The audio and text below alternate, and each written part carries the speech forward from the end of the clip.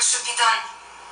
But you must give me some time. Please, Hammy. Time? Time for what? Just kill the rats. Do you understand?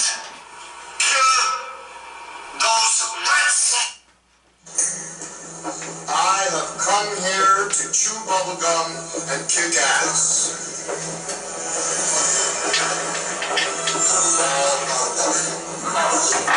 You want answers? I think I'm entitled. You want answers? I want the truth. You can't handle the truth.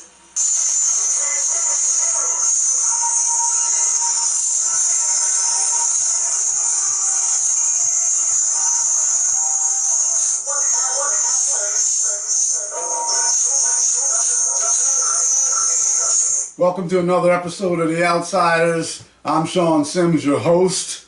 Hopefully, Doc Cheatham will be calling in. He's going to co-host today, but he's had a real busy last few weeks, so a lot of stress going on, but hopefully he'll call in, but if not, I'm going to go solo, and I'm going to do it the only way that I can do it. Bringing you information, what's going on, diving deep into what's really happening and breaking some of the rules and doing it. But I want to let you know, I got a picture here of this guy, and I gotta let you all know what's going on. I mean, you should know what's going on unless you're living under a rock and you live in the state of Maryland. It's all about the money, okay? Yeah, that's what it is.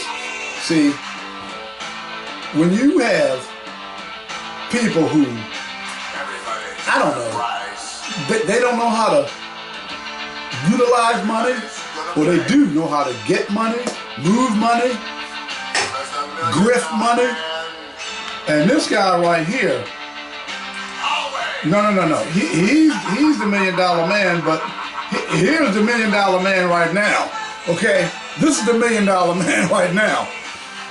Talking about you, Patrick Moran, AFSCME. I've been having problems with these knuckleheads at AFSCME for the last 5 years. And I tried to warn you all. I tried to tell you. But I'm the $1 million man. Yeah, there he is. I tried to tell you. And you will be bought. What's going on with Patrick Moran?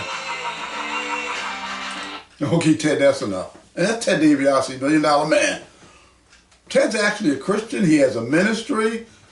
He preaches the gospel. Great. I mean, that was a gimmick with WWE. But the real thing is, you got $1 million.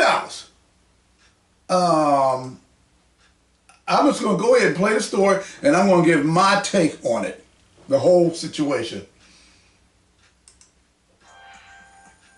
This is members' money. This is your dues you paid into. Your dues just went right out the window for $1 million. Tonight, the union representing thousands of state and local workers faces renewed transparency questions as we're learning that AFSCME Council 3 fell victim to a phishing scam and lost over $1 million in union dues. Fox 45's Mackenzie Frost takes us through the findings. AFSCME continues to spark headlines, and this latest financial problem even has some members asking, how could this happen in the first place? As we continue to demand answers from the union, some experts tell me this could spell trouble. AFSCME Maryland Council 3 represents employees all across the state. From Maryland's eastern shore to the western mountains of Garrett County. Every year, the U.S. Department of Labor requires some sort of financial disclosure form, and that's where details of a scam come into focus. Wait, stop. Wait a minute. You got an organization, multi-million-dollar organization, and the only thing they require is like a little disclosure form. Oops, that red flag, boop. I need some red flags to put up. Red flag, let's go on. According to this 2022 filing, AFSCME Council 3 made multiple payments to the law office. Well, let me go back to that. They've made these payments to, let me go back here. Okay, it says right here, advisory services, phishing scam. That's what they put it as the purpose, is a phishing scam. They put that on as the purpose. So let's see. 1, 2, 3, 4, 5, 6, 7 payments that went out. To the law offices of Brian Lace, wow. D.C. at an address listed in Washington, D.C. 7 When payments. that address online, it comes up as a large apartment building. Patrick Moran, president of AFSCME Council 3, wrote on the federal document, the council was a victim of a phishing scheme. Is that what they were? They were a victim? No, I'm going to let this story continue because we were victims. They got us. They just got us real good. We couldn't see through it. We kept sending them money wires, checks, however they were sending the funds. We just kept sending it to them over and over and over and over again. And then, man, dadgummit, they got us. Let's go on. Totaling more than $1 million. Moran wrote the council recognized the scam happened in June of that year, but not before several payments were made to Brian Lace. And in June, documents show 3 payments were made. The document reveals the money was initially paid as legal fees. To date, no funds have been recovered, Moran wrote. What was the service they thought they were buying? Political analyst John Dede says there are a lot of unbelievable about how the union was swindled out of $1 million. Swindled? Is that what they were? Members really need to ask Patrick Moran a lot of questions. How did this happen? Was this a service? Was this a illegal payoff? What was this going on? Okay, John asked a few good questions. I got more, John. I mean, your questions are good, but I got some questions. I actually sent these questions to Patrick Moran. Lee Saunders, the head of AFSCME as well, received the questions. I sent it to his media people. I called Patrick Moran's office. Patrick Moran wasn't available. I said, hey, come on my podcast. We can talk about it. Haven't heard anything from him, but I sent some questions out. And my questions were, no, before I even get to that, okay, and I sent Mackenzie Frost an email out because I saw this story. I saw the story and I said to myself, wait a second. First question you should be asking is in regards to the legal service agreement. I don't know how many of you out there have ever run a business, started a business, run a business, been involved in business. I have a business degree on my wall. I run businesses, started businesses. Okay, you got to have a legal service agreement when you're working with an attorney in a business, legal means. That's the first thing. Before you even do that, you got to vet the attorney, vet the law firm, make sure that who recommended them. These are the questions I ask. Who recommended the law firm? Where did you find the law firm? Who did you talk? Who did you speak to at the law firm? Who in the union was the contact person with Brian Lace Law Firm? Oh, that's right, it doesn't even exist. So all these questions, the service, the legal service agreement, I want to see a copy of it. Mackenzie, you should be asking for a copy of the legal service agreement. That's what you got to ask for. Who signed it? Is there a legal service agreement?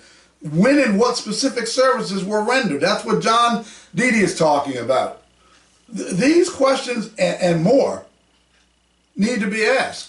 And Patrick Moran, did he sign off on a legal service agreement? Was there a legal service agreement? Did Patrick vet these people? You're giving them hundreds and hundreds and hundreds and hundreds of thousands of dollars. For what? What did they do? So this either he is the dumbest, and Doc told me he's known Patrick Moran for like 30 years, and he wanted to talk about it. I haven't heard from him. I don't know, he might be busy. Eventually we're going to get him on. And I said, either he is the dumbest dumbbell I've ever seen, and you're going to give a law firm you haven't even vetted, you don't have a service agreement, or maybe you do, a legal service agreement, and you're going to give them $1 million? That sounds like a grift. John Dede's right bringing that up. I mean, the scam could be a scam within the scam. That sounds like a grift. Then oh, we can't locate the money either. You know what, gee whiz, everybody, we can't find anything. Let me go on, because this is a cluster F, if I've ever seen one. Because this is members' money. This is your dues you paid into. Your dues just went right out the window for $1 million. A quick search through the D.C. bar for an attorney named Brian Lace. Easy to do. Easy to do. Fruitless. Nothing. We reached out to Moran Monday seeking to set up an interview. We also sent questions, including what exactly was a phishing scam and why did Council 3 pay more than $1 million? I like my questions better. No, who recommended the law firm? How did you find out about the law firm? Okay, once you decided to do business with them, did you vet them, or did you vet them prior? You know, who did you speak with or communicate with? Where's a copy of the legal service agreement? These are real deep questions that you gotta ask. But let's go on. To a law firm. What type of loss did it cause to Council 3's operations? Did the members know anything about it? Does Council 3... Nah, these questions are too general. They're too open, they're too general. You can get around these questions. The questions I ask, you can't get around them. They're very specific. You're asking broad questions there because I don't know if it's your producer, I don't know if it's the owner, I don't know what's going on with this media, but I'm going to be talking about that as well. But let's finish out this story.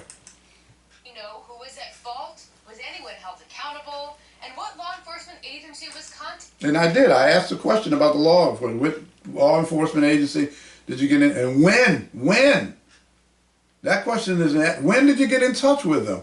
The law enforcement agency. Which law enforcement agencies did you get in touch with? Okay, so she does bring that up. To investigate this phishing activity. Did anything come from that investigation? Moran himself did not answer our questions. This is all on Patrick Moran and AFSCME. This is his incompetence. Yep. 1,000%. I agree. Instead, in a statement to Fox 45 News, the communications director says AFSCME's email was compromised in a sophisticated internet. So what you're saying is that this sophisticated international, they just confounded you. You were just, I mean, they were so sophisticated that we didn't have enough sense to vet the attorney. What are you kidding me? What kind of stupid, you know? We couldn't figure it out because, man, dadgummit, they were so complicated and they were international, and we just like you a bunch of hayseeds at AFSCME. Well, we couldn't even figure out what they were doing, and the scam, it was so complicated, and they just got over on us. I don't believe it. Let's go on. National phishing scheme, and a complaint was filed with the division of the FBI as soon as the breach was discovered. Oh, okay, so that's what, as soon as the breach, what date was that? What's the date and time that you discovered the breach? Of course, you know, they're not going to answer that. A federal investigation is ongoing into the criminal actors that perpetrated this attack against Council 3. We also Yeah, oh really? The investigation's going. That's going to be interesting. reached out to AFSCME's headquarters asking what they know about the scam and if any other local unions were impacted by a similar phishing scheme. News of the $1 million loss comes amid another brewing problem within the union. AFSCME Local 44, the Baltimore City union representing thousands of workers, including the department. Oh, you mean the Local 44 that just had the election debacle with Stancil McNair was elected as Trevor Taylor character. He complains about Stancil when he's the one who allegedly was doing all the dirty and breaking the rules, okay? Talk about hypocritical. And then he complains, and oh no, it was all done wrong. No, the reason is because you didn't get the information out to your members. You got to do that 15 days prior to the election. That's what you didn't do, Patrick. This guy is a piece of work. So now they have to do the election over on the 4th. What is that? Just a few days from now.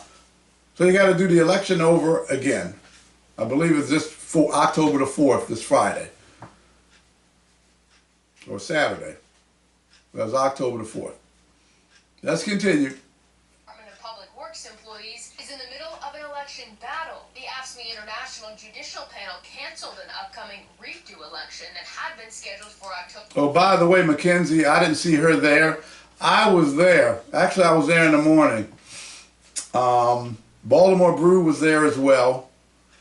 So we covered this. Mackenzie wasn't there. So you coming after all this went down. And by the by, I'm the one that also read over the manual read over their manual, AFSCME. I'll let Stancil McNair know. I'll let Fern Shen know. Oh, by the way, they had 15 days to let them know about this election. And other, let's say, misgivings I found in their manual, and I put it out there to let them know what was really going on. Okay? So, you know, I pat myself on the back. Kudos. Because I actually did something about this. Fern looked into it as well, did a great article with the Baltimore Brew. Let's continue. Let's get through this. Oh, it's getting on my nerves. Let's get through this.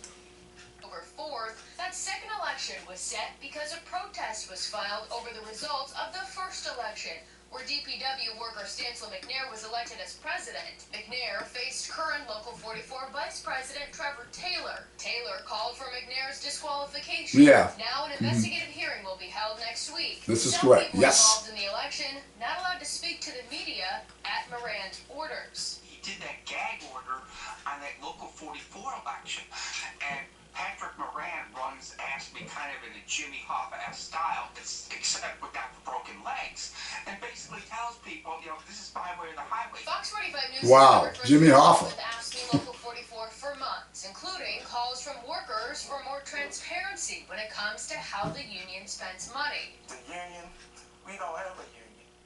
You know, we really, really don't, because they totally aren't 100% for us. Yeah, they're totally for themselves. For nothing they doing. We get a raise, they get a raise. For what? What? They not doing anything for us. You cannot play with the men and women and their hard-earned money. I need to know where my money goes. Well, AFSCME says member leaders were notified about the phishing scam and have been kept updated on case developments. Dee says members deserve to know more information about where their money went. Where were the internal checks, and why did they fail so badly? I followed up with AFSCME again, asking more questions as we continue to try and figure out exactly what happened and learn more information about what the union knew about this phishing scam. As we learn more details, we'll be sure to keep you updated. Okay, yeah, right. This is ridiculous. Here we go. Corrupt Baltimore City. Corrupt Baltimore City. State of Maryland. Here we go. We're just diving into it because it keeps on going. And here's the questions, the legal services. Those are the questions. You can't see them, but I was going to go over those questions. Now, speaking of $1 million, I'm not going to let this slide. I'm not going to let this slide because she thinks it's going to go run under the radar and it's going to slide. Here's another $1 million. What's with Baltimore City and $1 million? Here's another $1 million story. There's another one. Let me go ahead and hit it. Belinda Conaway. Here we go again. She's had controversy before when she was with the Baltimore City Council. Audit finds manicure sets, pricey media promotions, and a TV show that never aired are all paid for with your tax dollars. The findings raising some serious questions about spending inside Baltimore's Register of Wills office. Fox 45's Rebecca Pryor details where the money went and why it's raising red flags. Rebecca? Yeah, investigators found that the office spent but couldn't justify spending more than $1 million on promotions. $1 million. Here we go again. This is a theme. This is the theme. $1 million. Here we go again. I'm gonna go ahead and go with the story. I'm gonna give what I have to say. But Belinda Conaway, Register of Wills. Her husband's last name is Washington. Her son's last name on his birth certificate until a few years ago was Washington. But they gotta stick to that Conaway because they gotta trick y'all. They gotta trick y'all on the ballot. You see Conaway, y'all like zombies. Conaway, check up. Wake up. And marketing. And now, a state ethics board is taking a closer look. When imagining the work done inside a public agency, handling wills and estates, most people think paperwork and probate, not manicure kits and media deals. But a new state audit paints a troubling picture over how Baltimore's Register of Wills is spending your tax dollars. Investigators finding the office paid more than $1 million on media and... Wait a tick. Now, she said something. She said a state audit. But the Register of Wills office is a city agency. So why would a state audit be taking place? Now, could that be because there was a whistleblower involved? Could that be with the Office of Legislative Audit? Could that be? Because you got to think now, it's a city office, but it's a state audit. We'll find that out. Promotions, including $200,000 on an informational television show that was never aired. So where's the money? $200,000 or whatever it said, $197,000. And a show for information show about the Register of Wills office? Who gives a flying about the Register of Wills office? Other than if you got a Register of Will. Other than that, that's it. And where else are you going to go? Register of Wills office. So, and you're going to spend $200,000 on, what, an infomercial or something? So where'd the money go? Where is it? You ever heard of tracing funds? Where did it go? And $1,300 on 500 manicure sets. Manicure sets. Who did you pay for the manicure sets? What individual or company, organization received the money for the manicure sets? Who are they? I mean, let's go. Is there any connection with Belinda Conaway and her bank accounts or family accounts? Is there any connection with the media group or company, whoever you use, to pay the $200,000 to? Where is it? Who did it go to? Branded with the office's slogan, where there's a will, there's a way. Yeah, where there's a will to grift money, there's a way to grift it. Comparison, auditors looking at 3 similarly sized Register of Wills. One, spending nothing on promotions. Nothing. Another, $350. No, okay, so you got a similar Register of Wills in the country at different locations, I guess. And they're going to look at their spending and involving advertisement for the Register of Wills office, and they're finding one office didn't spend anything, another only spent $350 for the year. And this woman then kicked out over $1 million. On pens, and a third, $2,500 on pens, calendars, and okay, so another office, I guess they top of the line because they spent $2,500, okay, for advertising information and paraphernalia for the their Register of Wills office. Write-ups. Apparently, this audit was long overdue. Taxpayer advocate David Williams weighing in. This shows that even... Now, David just said the audit's long overdue. How about 5 years? How about the Circuit Court for Baltimore City, which is a state agency, which receives federal funds? 5 years, from what I'm getting. They haven't been audited, but I'm going to get to that. The most benign agency can waste money and have problems. Williams noting auditors found no justification for the spending and suspect in some cases the city's competitive bidding process was intentionally skirted. Okay, so they intentionally just went around, because she's a Conaway, Belinda Conaway, Xavier Conaway, whatever Conaway, they can just do whatever they want. They're above the law. Just do whatever we want. We're not going to go through the normal process. We just do whatever we want. And you people keep putting these people in office. They look down on you. We'll just do whatever we want. There could be corruption tied to this. People need to see who the vendors are, where the money went. Exactly. If there are any ties within the Register of Wills to make sure that someone in this agency hasn't been profiting off of this. The audit also raising concerns over employee oversight, finding evidence one employee with a 6-figure salary was repeatedly absent from work, and another accidentally paid $5,000 after they left the job. This can't go unattended. Unbelievable. There has to be responsibility put on someone, and really it starts at the top. In a letter, the city's Register of Wills, Belinda Conaway. There she is. Belinda, I can do whatever I want. Conaway. Oh, Belinda, I heard from some of the people that work with you I heard how you treat them. Oh, they told me everything. How you are, like mother, like son. Let's go on.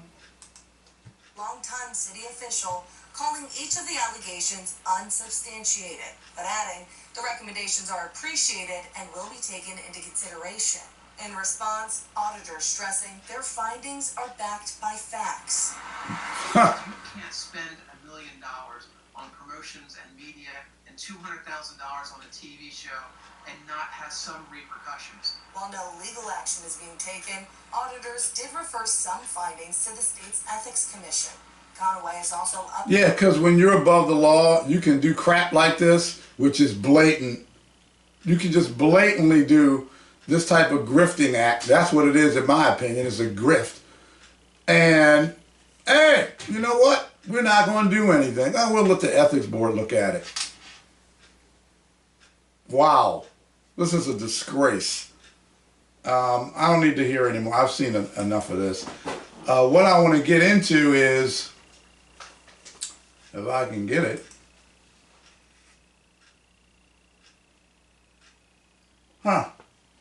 You know what, I was going to talk about Anthony Brown. You know what, I think I will, because he's a part of some of the stuff that's going on, the craziness that's going on. I'm dealing with his office. Yeah, Belinda Conaway, I already touched on that. My producer. Yeah, she was with the city council. Yeah, she had done some stuff. She's got a history. Okay, so I did touch on that. Okay.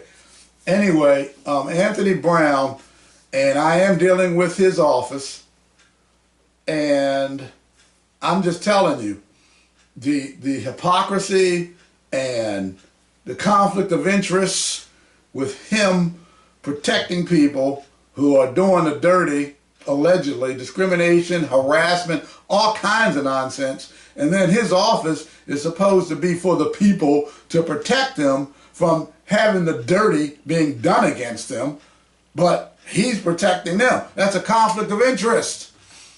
Okay? As far as I'm concerned, it's blatant corruption. It's corruption.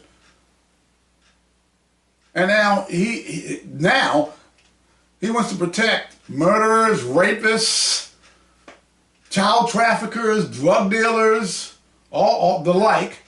And I'm going to get to that. And I'm going to get to that. Take that off. I'm not doing that. With who's he's trying to protect, and so on. And what we have here, Anthony, is we have a situation. What we have here is an issue with communication.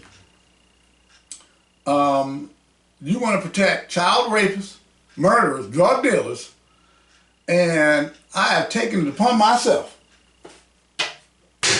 me, seeing as though there's very few real men left to protect the women folk and the children, and going to let this scumbag, that's right, Anthony, I called you a scumbag. Anytime you protect child rapists, murderers who are here illegally, they come in here and you protect them. So what I did is I sent Anthony, and I did an email blast, and more going out, to let him know that you look at here, Anthony. I'm not going to sit back and let this just go and not say anything. You getting reelected as the Attorney General? Let me read the letter I sent out. Sent this letter out. It's on, the information's on X. It's on Facebook, X, Twitter, whatever, you know, Facebook. It's out. Okay. Good afternoon, Mr. Brown. Since you're swearing in as Attorney General of the state of Maryland, I have followed your tenure. I must say that I am highly, that's in caps, disappointed and embarrassed at your performance. I have sent you multiple points of concern regarding state agencies and the crap that they're doing. I didn't put that in a letter. I'm just going to ad-lib right now. Criminal activity. Oh yeah, criminal activity within state agencies that he's supposed to investigate. and podcasts about your protection of violent murderers, rapists, drug dealers, human and child traffickers. Also very troubling information about one of your senior staffers has come to light. It's come to me. Come to light. And this action is the proverbial, this is in quote, straw that broke the camel's back. I'm sick of it. With all that and much more which can be said, I have decided to put all of my skill sets, and I have very high skill sets, people, all of my skill sets to use to thwart your efforts to return to office in the next upcoming election. I will utilize all of my political experience. Oh, and I got it. Okay? I got it. Campaign strategist skills. Oh, highly skilled. Political, religious, religious community. I grew up in the church. Okay? My grandfather was a pastor of a church. Billy Graham Crusade, when they came into town, you know who they called first? They called my grandfather. Pastor Joseph Brown, Man of Our Baptist Church. The Grace Memorial Hour. Called him up. I'd answer the phone sometimes. Jerry Falwell, private jet. Come to my grandfather's 80th birthday. And many others throughout the city. So I got religious community connections up the wazoo, Anthony. Okay? I'm just letting you know how this is going to go down. And community organization connections and all persons at my disposal to fight, fight, fight. Your campaign for re-election. You understand that? I will counter all of your campaign's efforts and am very adept at doing so. Yes, I am. I can counter and I can counter offense and I can recounter offense. The news media will not be able to help you, Anthony. Your bronze star, which you got for walking dignitaries around in some buildings, that's what he got it for. It wasn't for combat. Your non-combat bronze star will not be able to help you. Your fundraising will not be able to help you. Those who you consider allies. Listen to this, Anthony. Will turn against you and even now, unbeknownst to you, have begun to jump ship. The fight will be relentless and unwavering. Even more importantly, if it's God's will, and I pray it is, I will call upon my Lord and Savior Jesus Christ in prayer and supplication to have you removed from your office by the election process and the will of the people. Exclamation mark. Because your office deals in lies and deceit against the people, because you do not protect the women and children by allowing inhumane persons to illegally stay and kill, cripple, steal, and terrorize, because you are a disgrace to the uniform. Oh, yes, you are, sir. You have no honor, Anthony. None. Letting these women, Rachel Moran, what happened to her? These children getting trafficked all over in the state of Maryland. And what do? Nothing. Protect them. You protect them. Because you are a disgrace to the uniform, because you have shown your true colors, yellow. True color should have been yellow.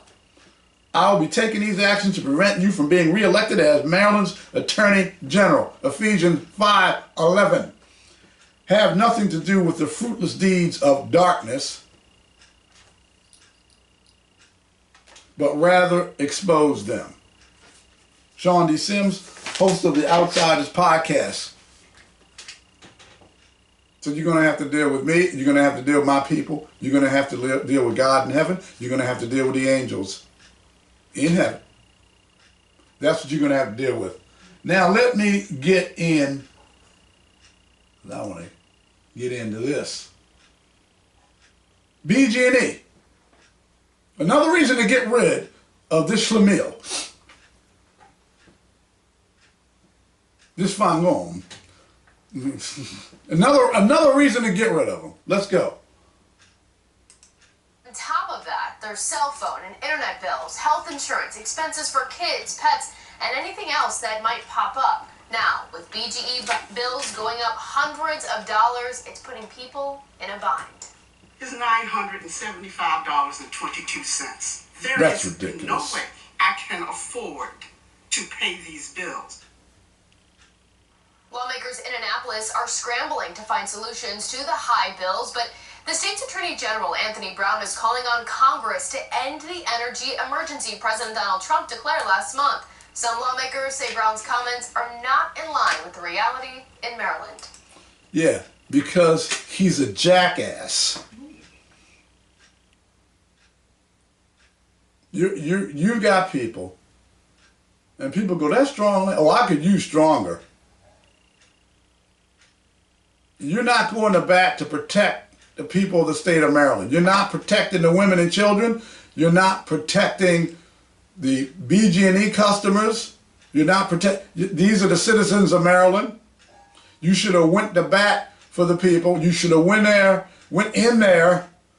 You should have tore Brandon Scott another one. You should have tore BG in another one when they started this conduit deal, because this is where this comes from, this conduit deal. But did you protect the citizens? Or you protected anybody? What is with this guy? And you were in the military, and this is what you get when you have somebody of that ilk in a power situation, not protecting citizens. You need not protecting the elderly. Oh my goodness, the elderly. They got fixed incomes. And did you go in to help them, to say, no, guys, you can't do this. I'm going to do whatever it is in my power to stop this. We're going to talk. Did you lock them into a room, BG&E and Brandon, and sit them down? No, you didn't. Then you're going after Trump. He's trying to help people keep the energy costs down. And then you're going after that to block that. That's what you did months ago. Maryland's energy needs front and center in Annapolis this session, with lawmakers on both sides of the aisle holding event. Energy that is clean, renewable, and safe. After event, do you want to burn less carbon? Is that a good idea? They'll say, oh yeah, of course. All calling for a solution to the growing energy demands. This week, Maryland Attorney General... Here he is. Here he is. Now listen to this. Listen to this. This is the Attorney General of the state of Maryland. Disgrazie. Anthony Brown sending this letter, along with other attorneys general from around the country, calling on Congress to end the national emergency implemented by President Donald Trump. The letter claims... Okay, you want to end the emergency. There's an emergency going on here. Dummy. People can't pay the bills, BG&E bills. They took control of conduit because Brandon backstabbing Brandon, that son of a nameless goat, threw the citizens, the elderly, the vulnerable, Brandon under the bus, and you helping them back the bus up. President Trump distorted the facts about America's energy, and there is no energy emergency. There's no energy emergency. This letter from the Attorney General is sending the wrong message given the energy crisis that we're seeing in Maryland right now. It really shows that Attorney General Anthony Brown is out of touch. It is an energy emergency. Republican Delegate Kathy Szeliga of Baltimore County argues the energy crisis in Maryland does not match the words from the Attorney General. We will never have enough renewable energy to power Maryland. It just doesn't work. Maybe in the future it will, but right now it won't. Delegate Szeliga says Marylanders want lower energy bills, and right now, that's not the reality. They can't wait for solar farms to come online. Let's be realistic. According to the U.S. Energy Information Administration, renewable energy provided just 13% of Maryland's total in-state electricity in 2023. Solar provided nearly half of that. Hydropower is responsible for 2/5 of the state's renewable electric generation, and wind accounted for about 1/10 of the in-state generation. Here we are, halfway through. Senate President Bill Ferguson says the energy needs in the state will take everyone and all forms of production. Given the state of energy and the needs in Maryland, do you believe that that letter from the Attorney General was out of touch? No, you know, look, I'm not... Shut up, Bill. I'm not even going to let him finish. Once you start talking, that's the sentence. That's your first words in the sentence. Is I'm done. I'm done. He needs to go. Anthony Brown needs to go. Let's go more on Anthony. Let's get some more. Maryland Attorney General Anthony there we Brown go. is releasing a new guidance for local and state police for immigration enforcement. Brown says these new guidance rules are to help police and deputies to comply with federal and state laws while protecting individual rights. They include not sharing personal information with... Whoa. To protect what individual? Oh, you mean the murderers, the rapists, the drug dealers. You mean that, not American citizens. Notice it didn't say American citizens' rights. To protect American citizens, to protect Baltimoreans, to protect Marylanders. We want to protect our citizens. No, individual. What individuals is Anthony talking about? The individuals Anthony's talking about is like this guy right here. He's talking about individuals who are the criminals, who've come here illegally, who are doing the worst of the worst to American citizens, and he wants to protect him. Anthony, you got to go. And the citizens of Maryland, as they find out more about you, pray to God that you get the boot, because you got to go. And I will work, use all my skill sets to make sure that happens.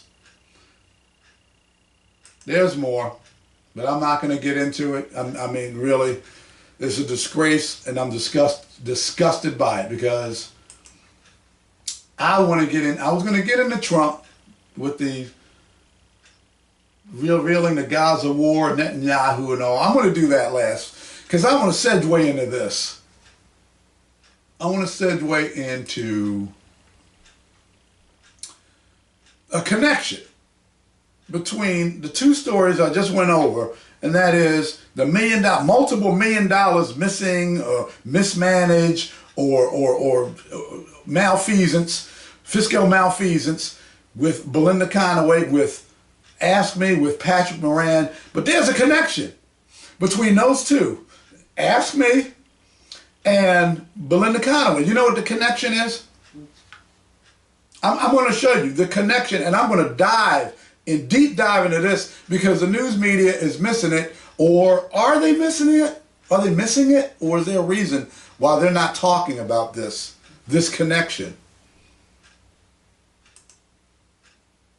To make sure they understood there's value in work and value in service. So we have about 300 employees, and we also hope to, we will be announcing the summer internship program. Now, let me ask you this. Are your employees unioned? No, they are not, because, now let me ask you this. Are your employees unioned? No, they are not, because the Maryland judiciary does not recognize the union.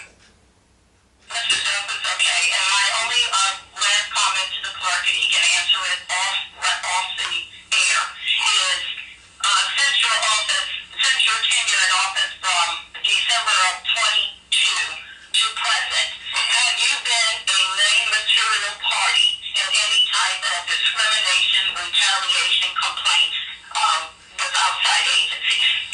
With outside, and people wanted to have complaints and investigate me. Yeah, I mean, people can make complaints, and I think maybe AOC has done it, maybe other entities have done it. I can't say, but I can say that people have made complaints. I'm asking, have you been? Yeah, make your question plain here, Ms. Birdie, because it's not plain to me. It's plain to me. Okay.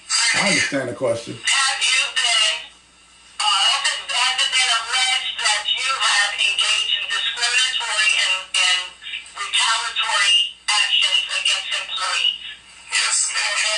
People can make allegations all the time. I answer every question that is asked of me from any entity. No, he doesn't. And I haven't been impeached. I haven't been removed. I'm not in the news. Whoa. So What? every question that is asked What of did me he from say? any entity, and we have answered, and I haven't been impeached. I haven't been removed. I'm not in the news. I'm not in the news. What is he talking about? I'm not in the news. The Register of Wills, Belinda Conaway, she's in the news. AFSCME, AFSCME, they're constantly in the news. Now they're in the news about $1 million scam, money missing. And he says, as you heard him, his workers are not unionized. They don't have a union. That's Xavier Conaway. The last name sound familiar? Belinda Conaway? He's a clerk of the court. His office is on the 4th floor. Belinda Conaway's office is on the 3rd floor. He got an office. Nobody knew who he was. He changed his name at the last minute. His office has not been audited for 5 years. He's been in there 2.5 years. The office has not been audited for 5 years. No audit whatsoever. So there's no union. AFSCME doesn't represent the workers, the employees of the Circuit Court for Baltimore City. That's a bald-faced lie. He went on WOLB 1010 AM. Here we go again. And I go on there every now and then, the Christina Flowers show. But he went on there May 5th, 2025, and told the whole world that the workers at the Baltimore City Circuit Court for Baltimore City, a state agency, the union doesn't represent them, whether it's AFSCME or anybody else. That's a bald-faced lie. Now, why would he go on radio and say that there's no representation of a union? I called the union. I already knew it, that they were represented, that they represented the employees. I called them and they said, of course, Sean, we still do. I said, did something happen? I said, no, we still represent the employees. I said, why is the clerk of the court, Xavier Conaway, going on radio saying that you don't? They didn't know. They couldn't. We don't know. Now you got Patrick Moran with this $1 million thing. You got this guy, no audit, nothing. Before he went into office, oh yes, I'm going to run an audit. I'm going to make sure we track every penny. Those were his words. Every penny. And here's the coup de grace. He makes a statement about the media, the news. I haven't been in the news. It's like he's giving the citizens, his workers, they receive federal funds through the state, so he's giving the president, everyone, the middle finger. It's like he's implying they got me covered. You know what? I don't have to worry about the media reporting on the fact that I haven't had an audit, or about Legionnaires. Someone did have Legionnaires, told them they had Legionnaires, and he said, nope, they didn't tell me that. And I can just do whatever I want because I'm a Conaway. And the media, I've got them in my back pocket. That's why you haven't seen any stories on me. I'm not in the news. That's what he said. Why would he say that? I think that, I know that the Circuit Court for Baltimore City, the activities which are taking place there, and yes, the question was asked, is there an outside agency? Is there anything regarding allegations of discrimination, harassment, retaliation? Yes, there are. And even more, because there's actually a federal lawsuit. A federal law, look it up. A federal lawsuit. He's getting sued. State of Maryland. He signed off on a termination of an employee after a federal lawsuit was filed. That's public record. You can look it up. I'll give you the name of the lawsuit. You can go Google it and you can look it up. You can go into Pacer. It's a court document. It's called Pacer. You can register with Pacer, with court documents. You can look it up. And the name of the case is Teresa Sims. Oh, that sounds familiar. Yeah, she's my wife. Teresa Sims versus the state of Maryland. October 6, 2023. The judge allowed 5 of the counts to go through. There were 7 counts of discrimination, retaliation, harassment, sexual harassment, hostile work environment. There were 7 counts. The judge said, okay, the 2, not quite strong, but I'm going to allow 5 to go through the discovery process. That's what's going on, which we're in now. And you know what he does?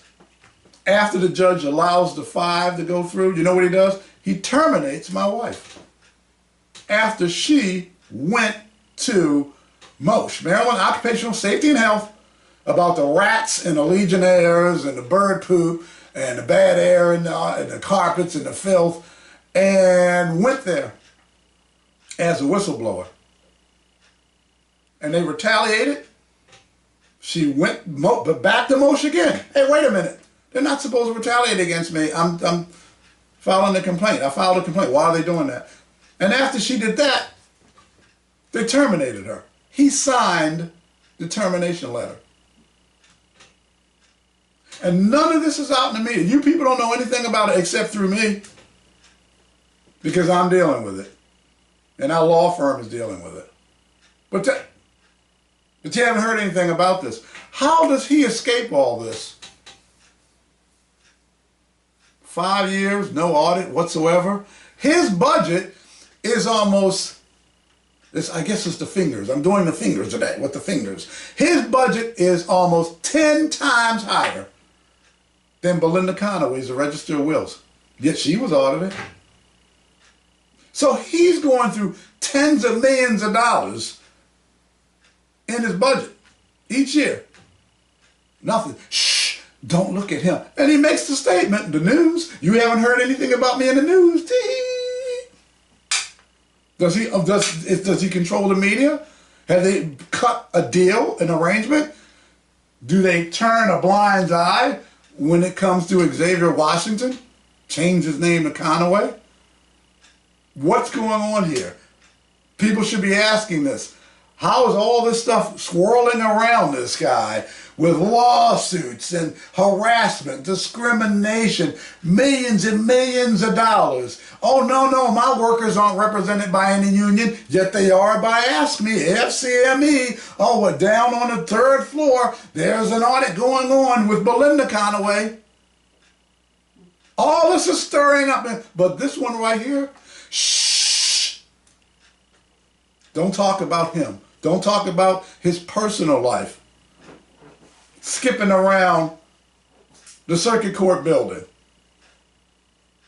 Don't talk about what's going on. This will be covered and more. Okay, this will be continued to cover, because I'm going to let the people know this is what's really going on. And I would like to know from the news media, hey, what's that all about? Why won't you talk about all this regarding Xavier Washington, Conaway, the clerk of the court, Baltimore City? Now let me go on, because I want to get to what's going on. This I believe is biblical. Let's get to the biblical. All these people are going to have their judgment day at the great white throne judgment unless they repent. So everybody's going to know everything, Xavier, about you.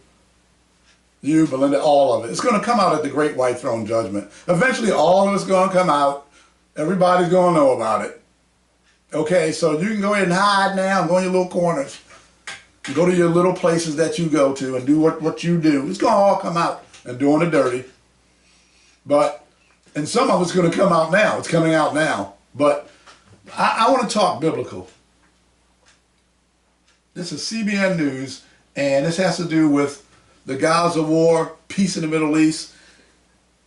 Daniel, the book of Daniel in the Bible talked about a 7-year peace pact. Could this be the setting up for the 7-year peace pact? Let's take a look. Conference, President Trump presented his comprehensive plan for peace in the Middle East. So today is a historic day for peace. He thanked leaders of Arab and Muslim nations, including Saudi Arabia, Qatar, UAE, Jordan, Turkey, and Indonesia. It's just a part of the bigger picture, which is peace in the Middle East.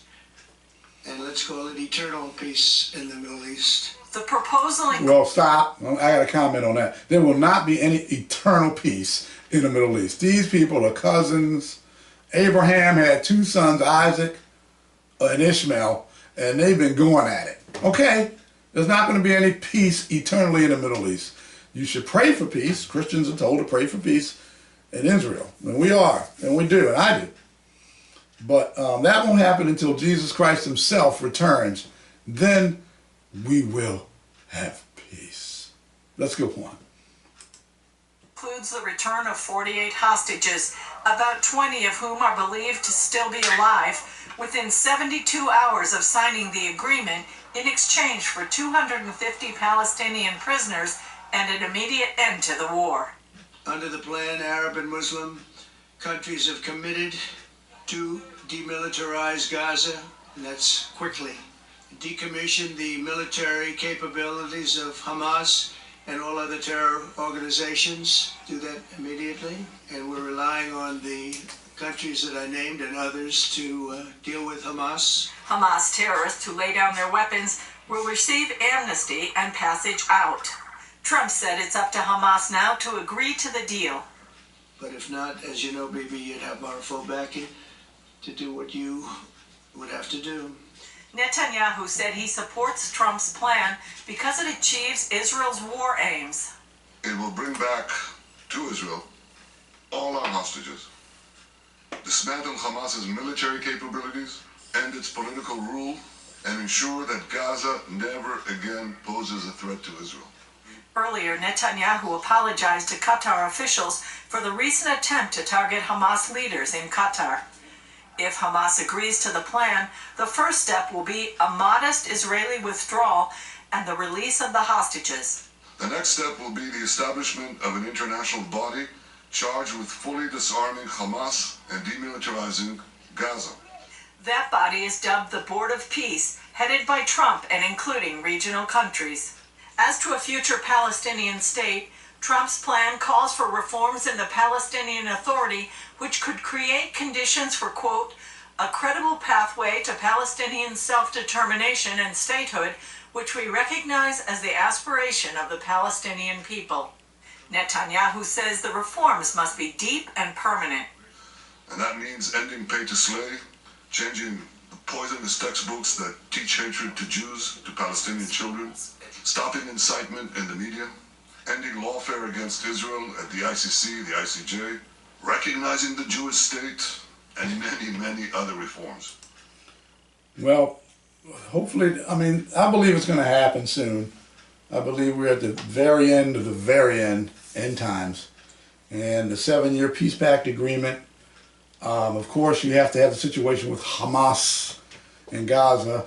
That has to be cleared up before there can be a peace agreement. And this looks like it could be it.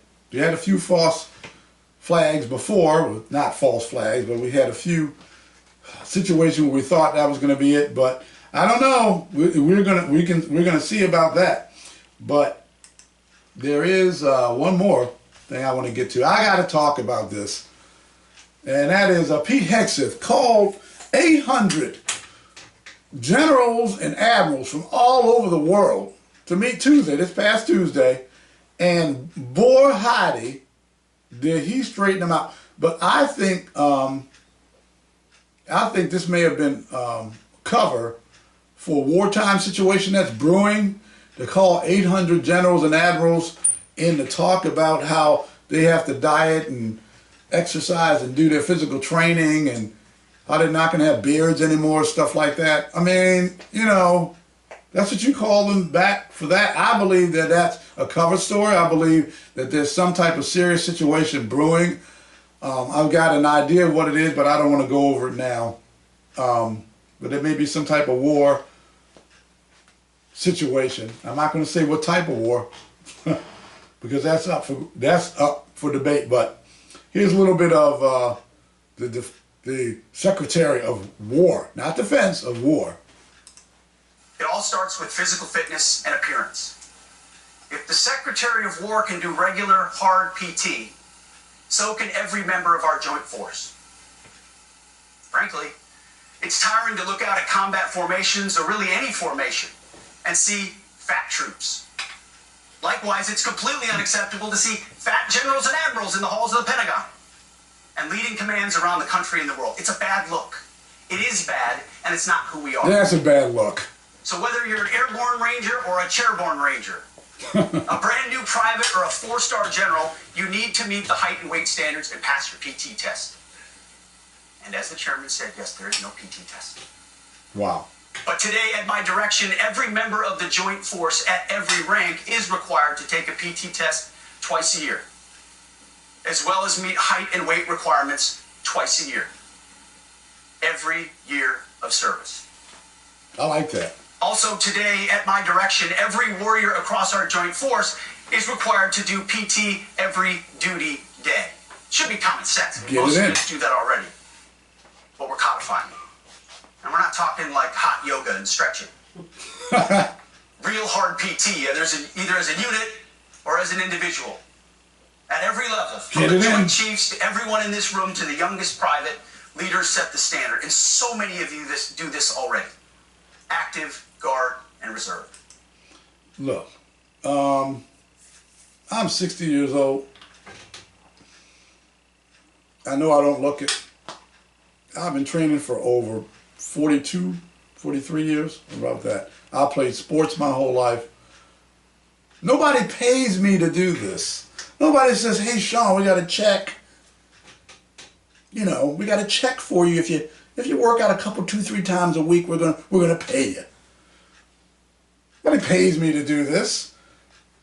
Do I believe that that's what should happen? This is the United States military.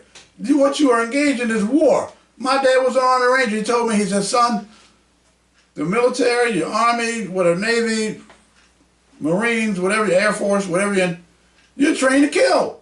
That's what he told me. That's first. You are trained to kill. That's what you're there to do. Keep the peace. And go to war if you have to straighten out anybody who's messing around. And nobody pays me. So you know what I say? Yeah, sure, of course. I just want to keep myself physically fit. I just want to look good, keep myself physically fit. I want to try to, grow old as what God's given me. And before I go, I got to touch on this. And I'm going to talk about this more. It won't take but a minute. Nigeria. The Christians in Nigeria. You all, after you watch this, go Google it, look it up, YouTube it. The Christians in Nigeria are getting slaughtered by Muslims. Islamic crazy people. Okay? Extreme Islamists. Yes, you have peaceful Muslims. Not in Nigeria, you don't. 200,000 Christians have been slaughtered. They done burnt down 18,000, not 18,000 churches, and you just had a church, well, they call it a church. A Mormon building was burnt down. People were killed and slaughtered. Whoever you worship, however you worship, you should be able to, in the United States of America, go to worship in peace and not worry about getting shot up and your church burned down. It's a disgrace. It's disgusting.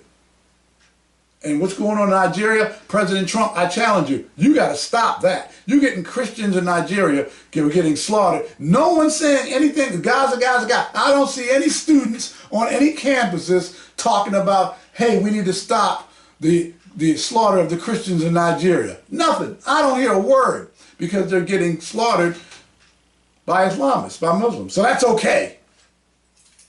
That's okay. No, it's not okay. And I urge the president, I urge everybody hearing this and seeing this to do something about it. Call the president, do whatever it is you need to do to help these Christian Nigerians. I'm going to be looking into it as well. I'm Sean Sims, host of the Outsiders podcast. Take care, everyone, and God bless.